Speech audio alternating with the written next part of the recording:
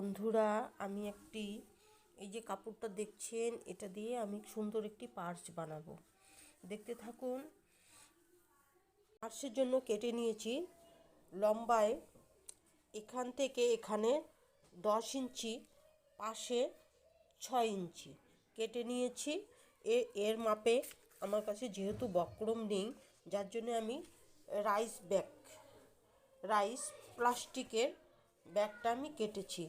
আপনাদের কাছে যদি থেকে থাকে, বক্রম থাকে, যেহেতু আমার কাছে রাইস ব্যাগ আছে, আমার কাছে নেই, আমি রাইস ব্যাগ কেটে নিয়েছি। আপনারাও কেটে নিতে পারেন।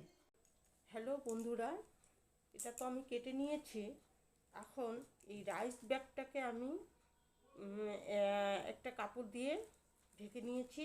এখন এটার সাথে এটা সেটিং করব। হ্যালো বন্ধুরা, সেট করে নিয়েছি। এবার এটার মাপে আমি চেন কেটে নিব। দেখতে থাকুন। 2.5 ইঞ্চিতে দাগ টেনে এখানে একটা চেন বসাবো। দুটো চেন কেটেছি। দুটো চেন একটি মুখে থাকবে, একটি এখানে থাকবে। এখানে আপনারা মোবাইল টোবাইল অনেক কিছু রাখতে পারবেন। এখানে লক ঢোকাবো।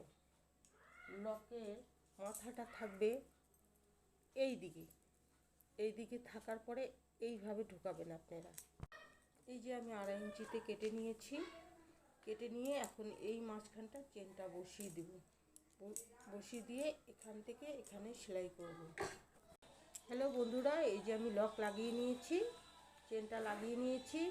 এখন এটা তো এইভাবে কাপড় না লাগালে টাকা পয়সা মোবাইল টোবাইল রাখতে পারবো না, যার জন্য এটা সেটিং করতে হবে। এটা সেটিং করে, হ্যালো বন্ধুরা, এই যে আমি লাইনিং লাগিয়ে নিয়েছি।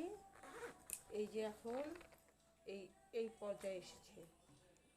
হ্যালো বন্ধুরা, উপরের চেন লাগাচ্ছি। এটা এইভাবে থাকবে।